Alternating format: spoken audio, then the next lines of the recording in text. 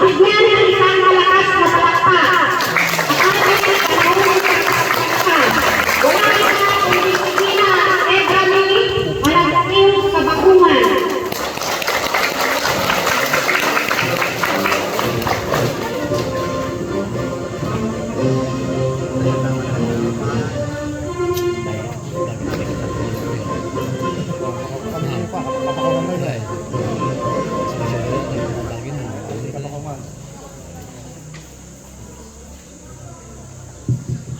Gandang araw po sa ating lahat. Sa ating maganda at galang-galang na pagtulong ng Quezon Separado, sa ating galang-galang na Kapitan Pangustino, at sa ibang mga panauhin natin sa umaga ito. At higit sa lahat sa mga magulang na nandito, at sa lahat ng ating mga responsable pag-aaral, isang taus-pusong pagpapalagay ko sa inyong lahat at magsisipagtanggap. Napakalaking karangalan para sa akin ngayon sa hirap ko ngayon sa paaralan ito, saan ako mismo nag-aral. Naramdaman ko yung amoy, naalala ko na yung pagwawalis namin, yung pagpatalong-ito ng mga gulay. Meron pa ba ngayon? Tatansin ko na. Yung gardening. Yung pagkain namin ng mga paliliit na bunga ng langka doon sa likod. Meron pa po bang langka doon sa likod? Meron ba? Pupunta pa ba kayo doon? Habang nakatingin ako sa inyo, naalala ko ang sarili ko nung nagtapos ako ng elementarya. Noon ay puno rin ako ng pangarap, pero meron din akong pangangkang. Meron din pa kayong nararamdaman ng graduate? Medyo natatakot pa kayo? Medyo natatakot pa kayo? Ha? Meron po siya. Hindi kasi naging madali ang buhay namin noon. Marami nakakilala sa amin. Nakalimutan ko yung Una pa lang naiiyak na, no? Ang aking pamilya ay salat sa pinansyal. Kilala din ng mother ko. Siya ang naging daycare teacher dito. Yung dati ko naman, nagawa siya ng tinapay. Daycare siya. Tapos, ilang beses pa kami palipat-lipat ng bahay. Marami na kami nalipat ng bahay. Kung saan nagtatrabaho yung daddy ko, doon din kami sumusunod. Nagkaroon kami ng bahay doon sa Palestina, sa Bagong Sikat, sa Maylaan. Alam niyo Maylaan? Tayo yun. Kaya noong graduate ako dito ng grade 4, na kami sa bunga. Kaya ang pinalagan ko noon, mula Laan hanggang doon sa bunga. Tayo nun. Kabilang ko naka-11 kami yung bahay. Pang-11 yung bahay namin dun sa baba. Pang-10 yung nandyan dati, yung nakatilig dyan sa tabi ng theater. Gusto kong samantalahin ang pagkakataon na ito para magpasalamat kay Lolo Borso at Lola Binyang sa ganyan sila. Kasi ilang beses na kami hinugkop at pinanira sa tabi ng bahay nila tapos sa iba nilang lupa. Salamat po, Lolo Borso at Lola Binyang. Maraming salamat sa kabutihan ninyo. At marami pang tao na minatira kami sa kanilang mga lupa at bahay. Kaya alam ko na mangarap ng mataas. Alam ko yung pakiramdam na nangangarap. Pero natatakot dahil sa hirap ng buhay.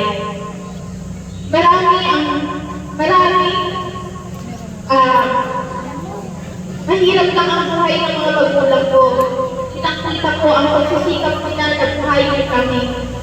Marami ang nakakilala sa mga magulang ko, sobrang nilang sikap kahit ng trabaho gagawin nila.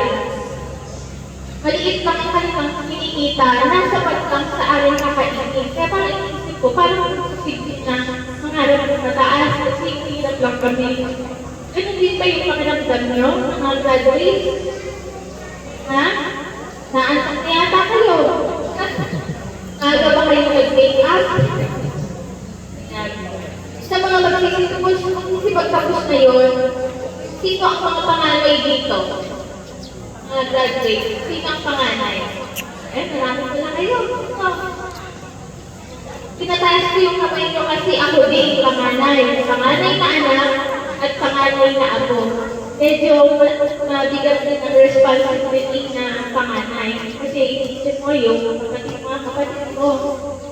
Tapos mataas din ang expectation nila sa iyo. Tatlo ang kapatid ko na puro babae. Dahil panganay ako, pangarap ko na maging magandang halimbawa sa kanila. Kaya kung maaari, almost perfect, pero wala naman perfect. Pero pinipisit. Nakatatarang sa isip ko noon na dapat makapagtapos ako ng pag-aaral at mag-aasawa.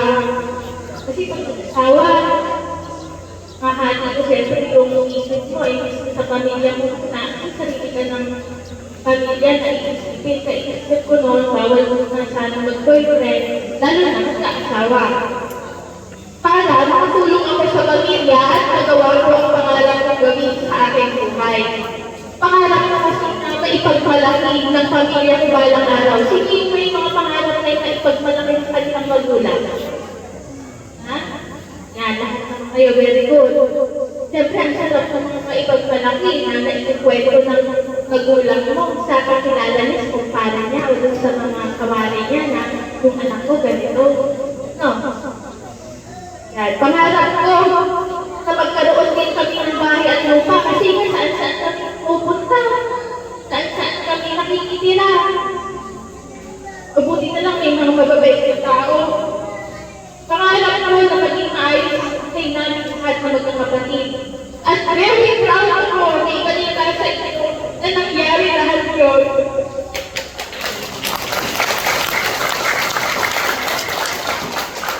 Hindi man kami mayaman ngayon, hindi kami mayaman, pero ibang-iba sa buhay noon, kaya masasabi ko malaking tagumpay ito. Iba na ang kanino at kakayahan mo ngayon yung graduate. Hindi natin na mga bata pa kayo. Grade 8 na lang kayo. So, ayan na lang. Iba na, advance na kayong mag-isip. Mas matalino kayo sa amin. Tama ba yun? Mas matalino ba ang mga bata kayo? Ha? Kasi mga advance na kayo eh. Yung mga alam nyo ngayon sa edad na yun, hindi pa namin alam nun. Kaya, ang payo ko sa inyo ay advance na din. Makinig kayo. Kayo ang pag-asa ng generasyon ngayon. Graduates, makinig kayo. Kayo ang pag-asa ng generasyon ngayon. Umaasa ang pamilya ninyo, ang barangay, ang bayan, at buong bansa sa magagawa ng balang araw. Kasi, ang graduates, lilipas kami. Kayo ang next. Kaya, dapat, kaya ninyo. Hindi kayo mag-graduate. Hindi kayo. Makakaasa ba kami na magiging matagumpay kayo sa buhay? Good. Na hindi kayo magiging kabigat sa inyong pamilya at sa bayan? Narinig namin yan ha. Titignan namin yung mga susunod ha. At magiging responsable kayong mamamayan? Ano? Iyata. Ulitin ko, na magiging responsable kayong mamamayan? Salamat sa mga positibo niyong tugon. Pakinggan ninyo ngayon ang payo ko bilang ate nyo. Makinig kayo at advice ko kayo. Huwag mo na sana kayong mag-boyfriend o mag-girlfriend. Galing sa akin ha? Ha? Normal ba yung magka-crush? Pero crush lang. Huwag mo na kayo makikipag-relasyon. Makinig kayo mga bata. Bakit? Sino ba ang may girlfriend, boyfriend na dito? 26 pa lang yan, ha? Ha? Kasi ngayon, ang dali lang makipagnigawan. Text lang. Napasagot na. Ang payo ko sa inyo, huwag muna kayong makikrelasyon. Dahil kaalansabi niyan ay ang commitment. Alam niyo ba yung salitang commitment? Ha? nanay ko sila, alam kayo, hahati ang oras, no, mga graduates. Baka hindi na kayo makapag-focus sa pag-aaral ninyo. Ha? Hindi ba kayo? Mag-graduate? Sabi na siguro, ano ba yan? Pag sa bahay, ganito, tapos dito pa rin. Pero, pag pinakinggan niyo ako, kasi bawat gagawin natin, first stage yan. So, kung mauna na kayo, magkakamali kayo. Mahirap na kayong magkamali. Baka kayo ay mabuntis o makabuntis ng maaga. Kaya nyo na ba? Masakaling magiging nanay na kayo? Nanay na? I-advance ang yung isip nyo para matakot kayo, para hindi nyo gawin. Ano, mga graduate? Ha? Opo, yan. Kayo ang gagawa ng kwento ng buhay nyo. Imagine nyo, 50 na kayo, 60. Ano kaya ang gusto ko maging kwento ng buhay ko? Imagine ninyo. Pag ganito na kaya edad ko, ano kaya ang naging kwento ng buhay ko? Siguro ako kaya yung parang ilang taon na ako pa rin yung kawawa doon sa lugar namin. Oo, ano kaya? Kahit paano na iraos ko yung pamilya ko, nabigyan ko ng bahay yung tatay ko, nabigyan ko ng negosyo ang nanay ko. Tapos meron ako sariling pamilya, maganda ang naging buhay ko. Imagine ninyo, ano ba ang future na gusto ninyo? Ha? Huwag yung bahala na, hindi na pumasok sa bahala na. Humingi kayo ng payos or suggestions sa iba. Tapos matuto kayo sa experience ng iba. Hindi ko kailangan ma-experience muna bago matuto. Kasi ang dami ng example sa paligid natin. Siya, bata pa lang siya, ganito na. Dapat hindi mangyari sa akin yun. Ha? Mga graduates, tignan niyo yung mga kapitbahay niyo, kakilala ninyo na nagkamali. Kailangan niyo bang maulit pa yun para maluso kayo? Hindi na, diba? Matuto tayo sa mga nangyari sa kanila. Ayan. Mahirap na magsisi sa huli. Mahalaga ang bawat desisyon na gawin dahil pwede kayong makabuti o makasama sa kung ano mang desisyon na gagawin mo. Kaya nga di ba tayo binigyan ng Panginoon ng isip at puso para mag-desisyon tayo ng maayos?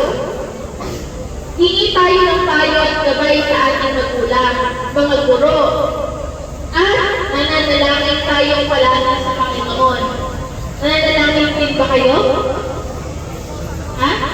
Saan pa kayo nakatingin? Mga graduate, gusto niyo na umuwi? Ha?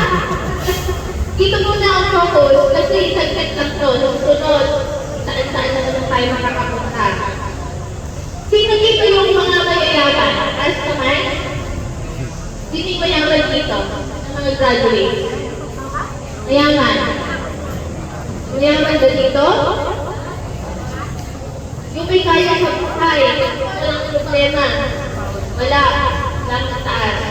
Sino naman yung saktong estado ang buhay? Thank you po. Sino yung, ayan, maganda-ganda naman sa pandinig. Sino yung eksakto lang yung buhay? Ibig sabihin, sakto na nakakakain, nakakapasyal. Sino yung sakto? Taas ang kamay. Ayan, very good. Mabuti kayo. Sino naman dito yung mahirap talaga ang buhay? Yung sobrang talagang kahit isang tuwa, may ganun pa ba ngayon? Ha? Wala na, tuka na lang.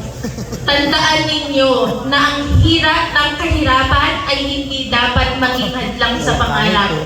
Palagi nyo yan naririnig. Maririnig ulit ngayon. Sa halip, gawin ninyo itong inspirasyon para magsikap. Okay, dampay, tumaray. Noon pa man, naniniwala ako na kahit mahirap ang buhay, ay malaki ang pag-asa ko na mababago ito kung ako ay makakapagtapos ng pag-aaral at makapili ng maganda at maayos na trabaho. Meron din namang mga hindi nakapag-aral pero magaganda ang kanilang sitwasyon ngayon, di ba? Di ba parang nag-isip niyo yun? Yung iba naman nakapag-aral, iba naman hindi naman kahit nakapag-aral ay magaganda yung sitwasyon. Kasi makikita nyo yung mga model natin, ano, marahil ay nakapag-abroad kasi sila. O makinig kayo mga graduates kasi mamaya ay tapos na tayo agad. O di kaya nakapagtayo sila ng mga negosyo nila. Ano, kahit hindi sila nag-aral. Pero, mas maganda pa rin ang makapagtapos. Para meron kang mga pagpipilian pagdating ng araw. May choices ba? Iba pa rin yung may pagpipilian ka kaysa ito lang ang pwede kong gawin, kaya pagsisikapan ko. Iba pa rin yung marami kang choices at magagawa mo yon kapag nakapagtapos ka. Yung iba, ninanais na makapagtrabaho na agad. Alam ko, may mga nag-iisip na gusto nila magtrabaho na pagka-graduate. Ano? Para makatulong na sa magulang. Pero, makinig kayo, mga graduates, kasi kayo ang kausap ko dito kasi mga magulang nakagabay lang sa inyo yan. Pero, pagsisisihan nyo pagdating ng araw, kung iisipin nyo na makapagtrabaho na agad para makatulong. Darating sa punto ng buhay ninyo na masasabi nyo na, sana nakapagtapos ako nun. Sana ay kahit papano ay hindi mahirap maghanap ng trabaho ngayon. Kasi kahit graduates, ang hirap na maghanap ng trabaho. Paano pa yung wala? Eh di mangyayari na kung ano yung available dyan, yun na ang gagawin kasi wala ng choice. Sana ay kahit papano ay hindi mahirap maghanap ng trabaho ngayon. Mahirap yung sana. Ang hirap noon kasi nagsisisi ka na noon eh kapag sinabi mo yung sana. Ha? Alam niyo ba yung kanta ni Nonoy Suniga na doon lang? Narinig niyo bang kinakanta ng tatay niyo yun? Kasi narinig kong kinakanta ng daddy ko yun eh, doon lang. Ha? Ang kantahin ko yung ibang lyrics. Kung natapos ko ang aking pag-aaral, tisin sana'y mayroon na akong dangal na iharap sa'yo at ipagyayabang. O, diba? Nagsisisi yung umaawit noon. Huwag sana sa inyong mangyari iyon, mga graduates. Sorry naman, malakas masyado, no? Mahirap magsisi sa huli, kaya humanap kayo ng paraan. Napakaswerte ng mga bata na may magulang na itataguyod sila sa pag-aaral. Sino yung narinig ninyong magulang ninyo na, sige anak, tuloy ka lang at kakayanin namin? Sino may ganong magulang? Ha? Wala? Wala sa inyo? Ha? Ha?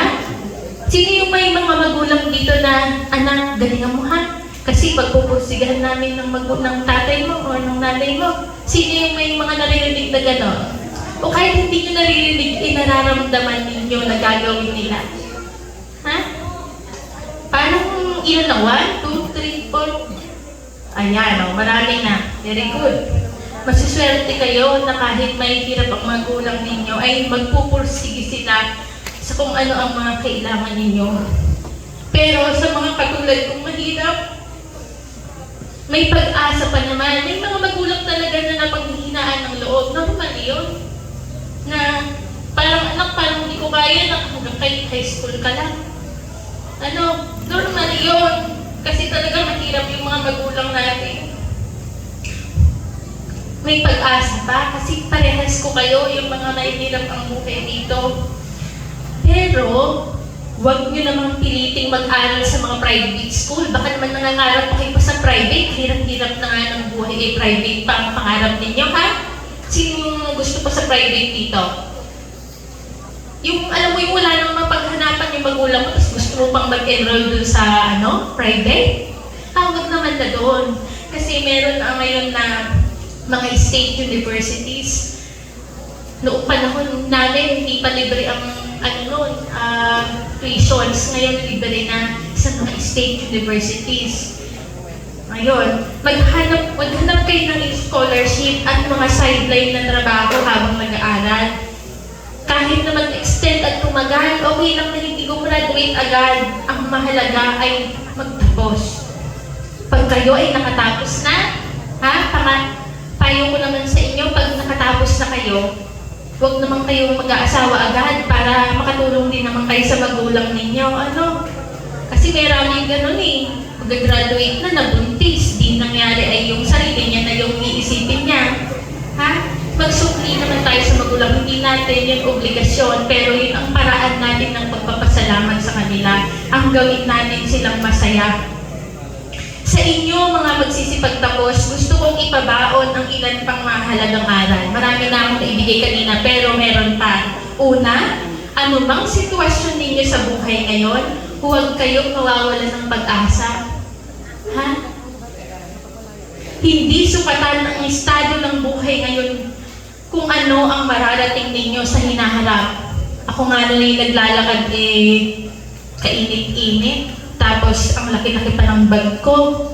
Tapos hindi ko alam kung ano ang kakainin namin. Talagang mahirap kami. Pinagkakasya lang namin ang meron. Ha? So, ibig sabihin, hindi sukatan ng ang estado ng buhay natin ngayon. Ngayon, mahirap tayo, pero hindi natin masasabi yung mga susunod. Awa ng Diyos, magkakaroon ng ginhawa. Katunayan, na ang bata na namumulot ng palay noon, alam niyo ba yun? Nakapulot na ba kayo noon? Yung mga palay, di ba, naggapas na. Tapos, may mga tumubo pa. Sa amin ay ginto yun. Kasi, ginagapas namin yun.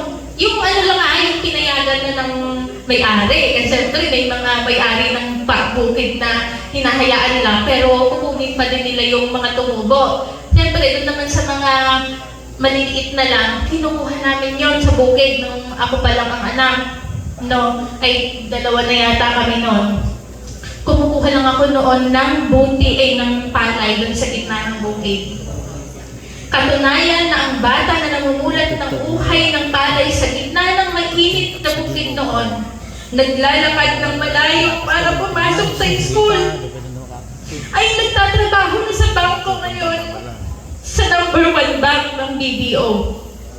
Ha? Dagdag pa. Salamat po. Ay nakapagtayo na ng pangarap niyang negosyo. Nagkaroon na ng salon business. Nakakatulong na kahit papano sa pamilya. At naging kasiyahan na ng kanyang mga magulang. At sa tamang panahon, ay nagkaroon na rin ng mabait, pogi at responsableng asawa. Huwag na kayong maghanap ng iba. Ako, ang bata na inaapi-api noon, na masasabi ko ng matagumpay na ngayon. Pangalawa, laging magpasalamat sa inyong mga magulang na nagsisikap para sa inyo, sa mga gurong walang sawang gumagabay, at sa mga taong tumutulong sa inyo. Hindi lahat ng kailangan natin ay maibibigay ng magulang, lalo na kung mahirap lang ang magulang. Tayo ang gagawa at hahanap ng ibang paraan. Noong high school ako, sa hirap ng buhay namin, narinig ko yung daddy ko. Siyempre, mahirap talaga kami. Kaya normal lang yun na marinig ninyo sa magulang ninyo na hindi na namin kaya. Hindi ko kaya mag-college yung anak ko. Sabihin mo sa kanya, sabi ng daddy ko dun sa mami ko, narinig ko yun. Kasi ayaw niya sigurong dumirekta sa akin, kaya pinapasabi niya pa sa mother ko.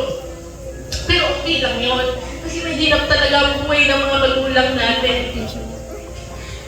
Pero magpasalamat tayo sa kanila.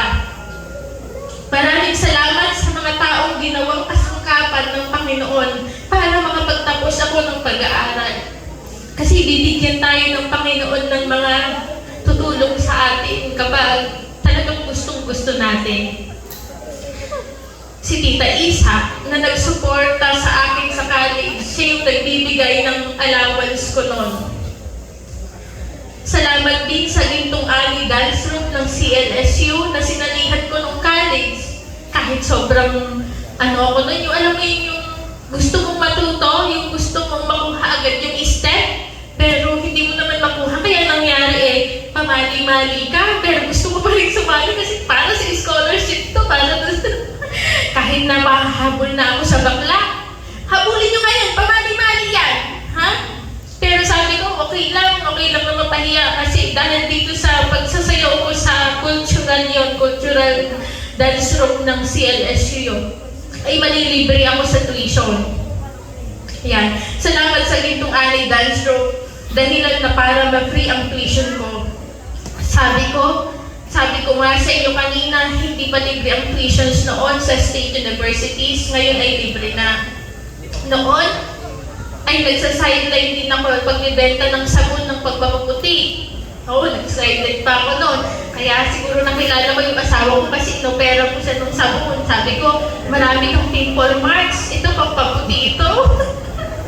Ayun. Salamat din sa municipal local government unit ng Karanglan kasi makulit ako pumunta sa kanila na nanihingi ng scholarship. Bawat semester pupunta ako doon, pinipresent ko yung grades ko para bigyan nila ako ng ayuda.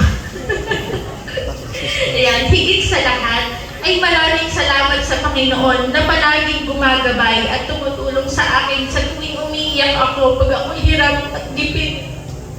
Binibigyan niya ako ng mga tao na tumutulong sa akin. Kasi sabi ko, kaawa-awa naman yung mga magulang ko, panganay pa ako, hindi dapat magtatapos ako. Kaya sabi ko, nung narinig ko yun, sabi ko kay daddy at kay mami, kailangan ko magpagtapos.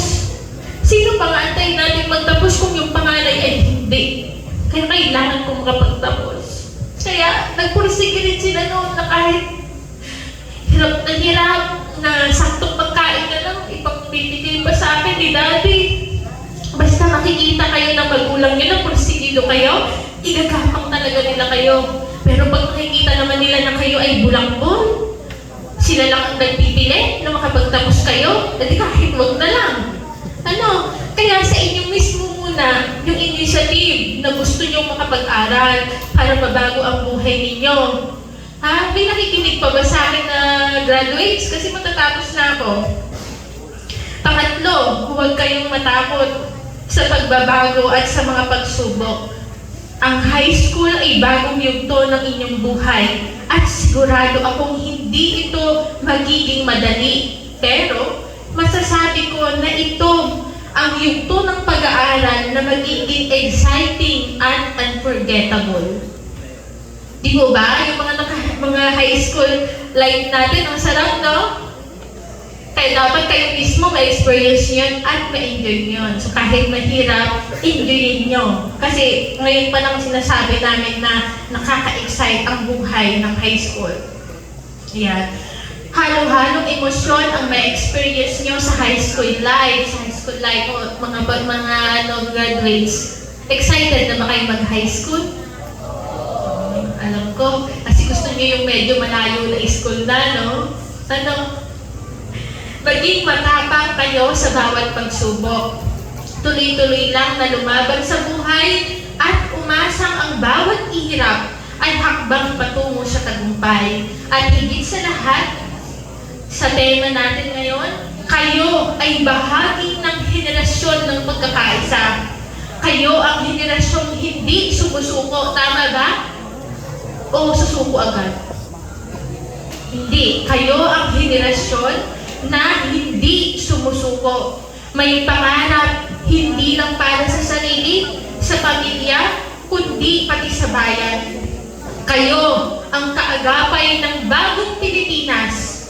Sa inyong mga kamay, mabubuo ang isa-isang malawak, maliwanag na kinabukasan.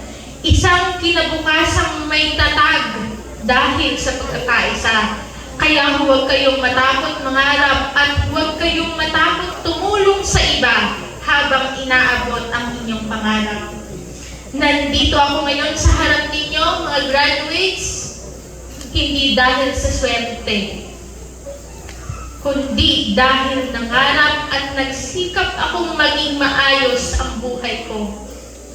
At kaya nyo rin ito. Sa inyong pagtatapos, tandaan ninyo, ito ay simula pa lamang ng inyong paglalakbay patungo sa inyong mga pangarap. Sino ang excited dito sa susunod na mga pangyayari sa buhay nila? Na-excite ba kayo? Ayan, very good. O mahirap naman yung naiinip na. Ano, mas maganda yung excited. Excited ako sa mga bago kong gagawin. Excited ako sa mga bago kong makikilala. Ano, excited akong pangarapin na magiging masaya ang magulang ko para sa akin. Ano, mga graduates, naalala, kasi kayo ang gagawa ng makulay na buhay ninyo. Kasi mahirap naman na yung buhay nyo ay kulay brown lang. Ano, sinang nangangarap dito na merong green, merong yellow, merong pula? Ano, sino nangangarap sa inyo yung makulay na buhay? Ha? Dapat kayo lahat. Kasi mahirap na itim lang ang kulay ng buhay nyo. No? So dapat mangarap tayo na makulay ang buhay. Naalala ko tuloy ang palaging sinasabi ng tatay lolo ko. Andiyan si tatay lolo Juan. Sabi niya, pag palagi niyang kausap kasi galingan mo Garot, apo. Sa bawat desisyon ay gagalingan ninyo at palagi kayong hihingi ng tulong at patnubay sa Panginoon. Bago ako matapos, ang aking mga magulang nandyan, maraming salamat po sa suporta ninyo at sa pagbibigay mo sa akin ng magandang inspirasyon na lalong magpursige sa buhay kasi hindi sila namimili ng trabaho, hindi sila nag-iisip na anong masabi ng ibang tao. Basta marangal, gagawin nila. Kaya very proud ako sa mga magulang ko. Huwag ninyong bibiguin ang mga magulang ninyo, mga graduates. Ha? Huwag niyong bibiguin. Huwag niyo silang paiiyakin. Huwag niyo silang palulungkutin. Ha? At yung mga taong sumusuporta sa inyo, mga magsisipagtapos ngayon, nais kong ulitin niyo ang sasabihin ko. Last na to, matatapos na tayo. Ulitin niyo yung sasabihin ko, ha? Gagalingan ko. Hindi ako susuko. Magtatagumpay ako. Tulungan nawa ako ng Panginoon. Muli, binabati ko kayong lahat. Maligayang pagtatapos. Maraming salamat